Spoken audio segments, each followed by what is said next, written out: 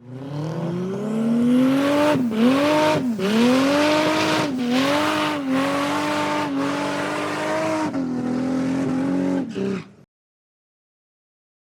welcome back to the channel. First of all, can I start off by saying thank you very much for all the support and the messages shown for my very first YouTube video. It gives me more confidence to keep on doing this, and I just want to say I'm doing this for fun, and as long as people keep on watching and enjoy the videos, I'll keep on making them.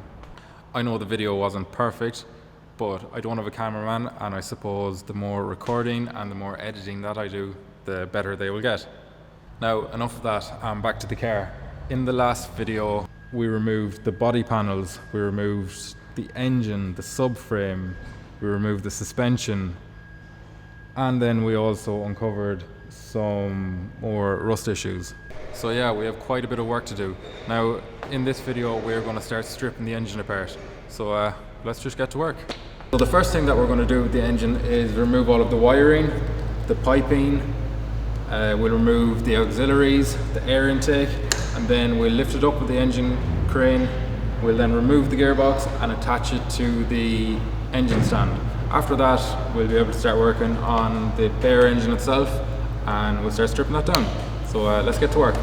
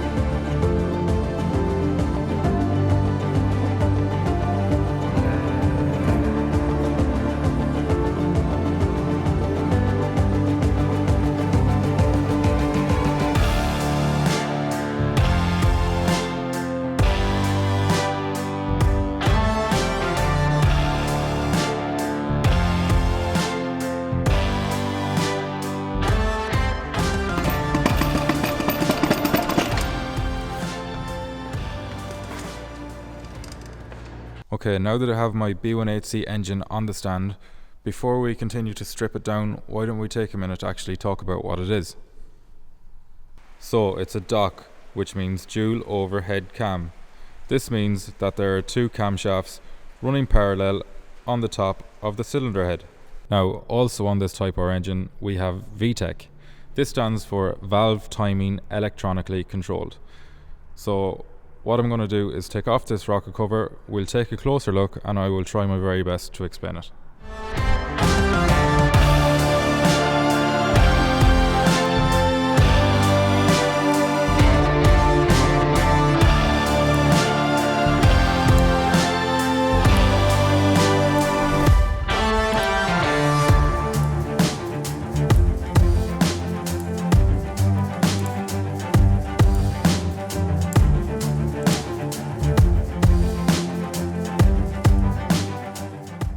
Okay, now that we have the cam caps and bolts removed, let's take a look at the cam shafts. Okay, now that you can clearly see both cam shafts on the intake and the exhaust side, you can see that there are multiple loads across each camshaft. Some are low and some are high. Beneath the camshafts we have rockers, and these operate the valves. The rockers are engaged by the cam lobes. As the camshaft rotates in the lower to mid-range revs, the outer or the lower cam lobes operate the rockers. This is when VTEC is not engaged. Then, while driving, when you hit a certain rev, the ECU sends a message to the VTEC solenoid.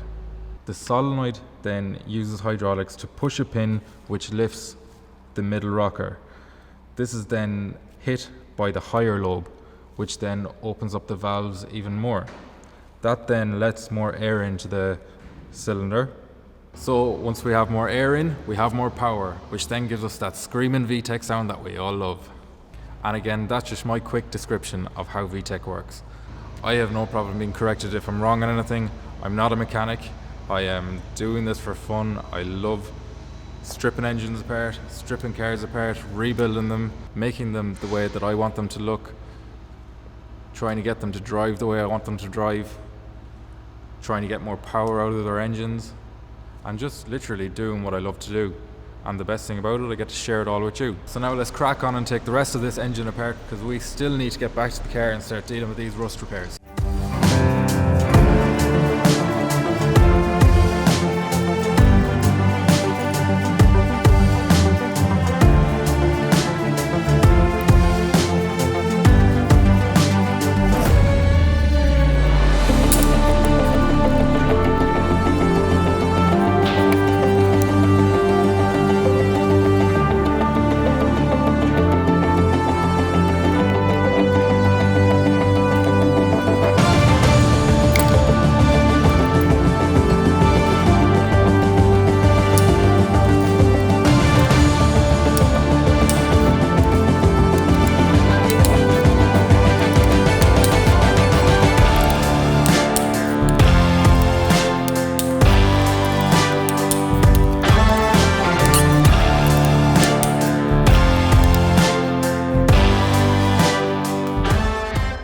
Now we finally have the cylinder head taken off the engine block, so we can take a look at the pistons. Now, there is definitely carbon build-up on top of each piston, but if you look at the sleeve walls, they actually look pretty good. So I might just get them refinished. Now you can take a look at the cylinder head. It all looks pretty good.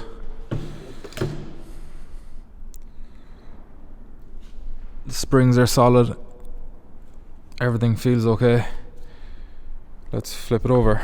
If you look at the underside of the cylinder head, you can see there is a lot of carbon build-up on each of the valves.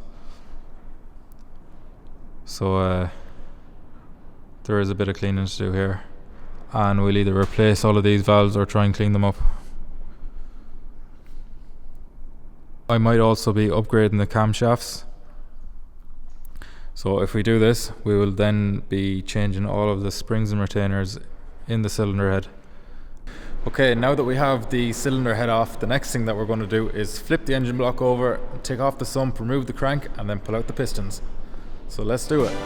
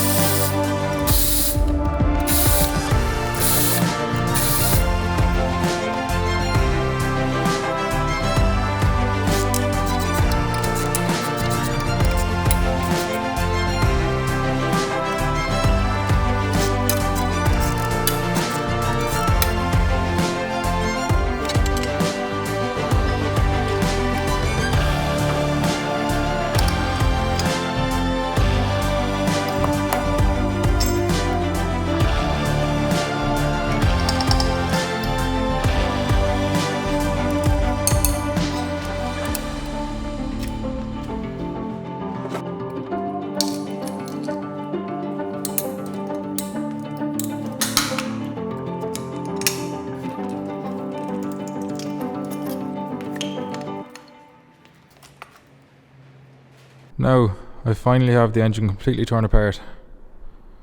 So, I have a whole pile of cleaning to do.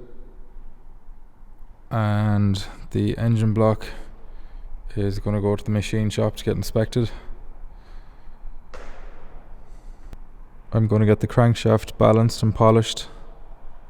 And providing the cylinder bores are good enough to reuse, I am going to clean up these pistons and reuse them, except we'll change all of the bearings and the piston rings. Also, for me, it helps to arrange everything in some kind of order for when I am putting it all back together again. Even bagging, like all the bolts and nuts, and labeling what they're for. So yeah, that's what I do. Okay, it's a new day, it's a beautiful day. I have a lot of work to do. Yesterday you see me take the engine completely apart, so we're going to come back to that at a later date. But today we're going back to the shell. We're going to remove the doors, remove the windscreen, remove the rear bumper, remove the rear suspension, and then we're going to tackle these rust issues. So I'm eager to get to work. Let's get to it.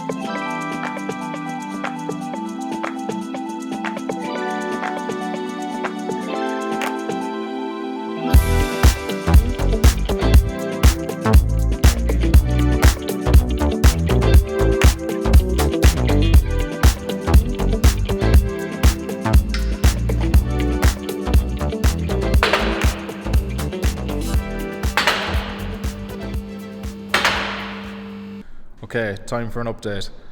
So I have everything taken off the car that I wanted to take off the car today. Here's the suspension and arms. We're going to be changing some of these arms and we're putting coilovers in the car. A bit of a clean up to do as well on some of the parts that we're keeping. I have the back bumper removed.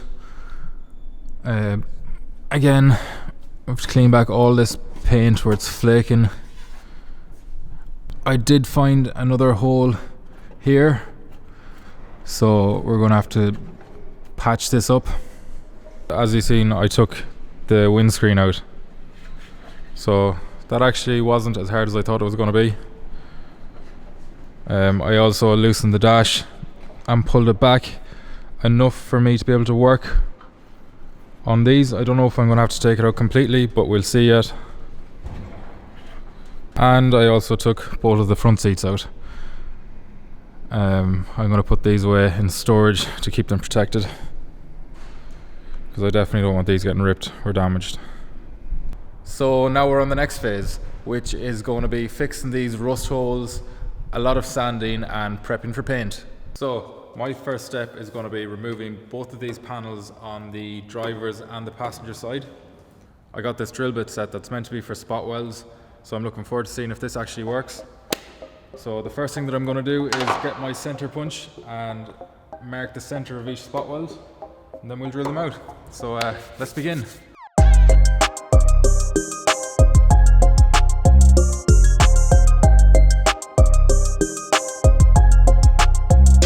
We're ready to drill them out now, and I recommend using a small bit of cutting fluid for the drill bit.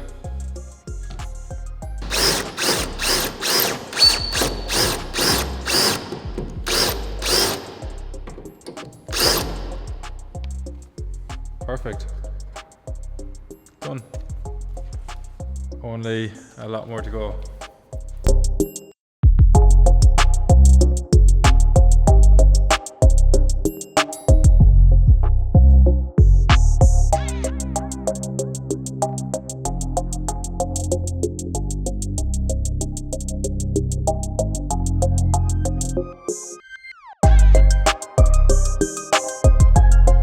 Now we've got the spot welds drilled out, the tacks cut.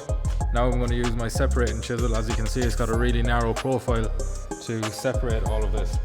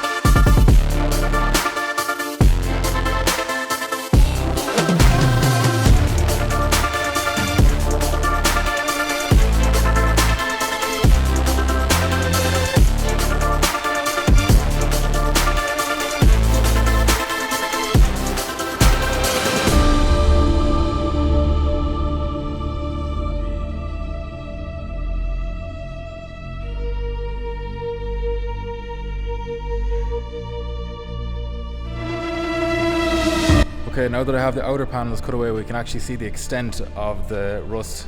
If you look along here, this panel is completely gone. And then if we look at the other side, we have the same problem. Okay, so now I'm going to do my best to take measurements of everything, maybe make some templates, then I'm going to transfer it onto a sheet of metal, mark it out, cut it, and then we're going to reinstall the new piece into where the rusted metal was. So let's go and do it. Now the metal that I'm using is 1.2mm or 18 gauge, and it's got a bit of strength behind it, and it's also easy to work with. Here I have the outlines of both the driver side and the passenger side plates drawn out. Now I'm going to cut them, do a bit of bending. We'll try and fit them then, and we'll go from there.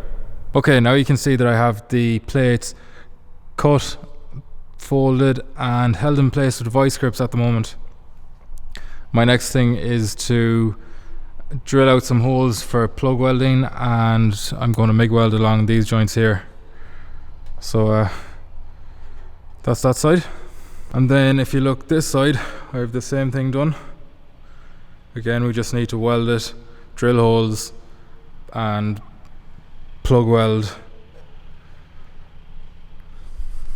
I also started to clean up all the old paint off this side. I have to do the same with the other side yet, and the inside of the engine bay. Now I actually didn't record cutting out all the old rusty panels because honestly it was just a dusty mess, as you can probably tell by looking at me. And yeah, it's the last day of recording for this video. As you've seen up to this point, it's been a very busy week, but we're going to keep that momentum going, and today we're going to continue to cut out the rest of the remaining rust on the car. Now, what I want to know from you is, would you go through this much effort with your car? You already know that I would.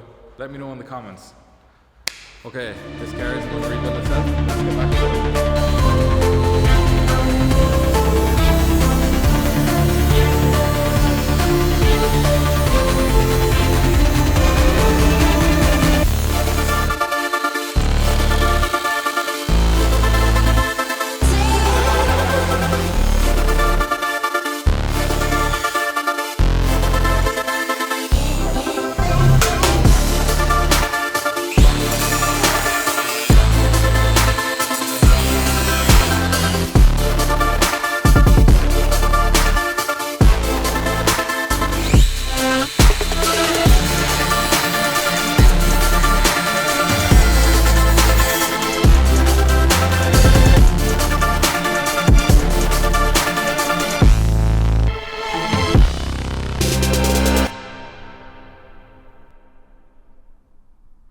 Okay, so we finally have all the rust cut out from around the engine bay, but the rest of the work is going to continue in the next episode.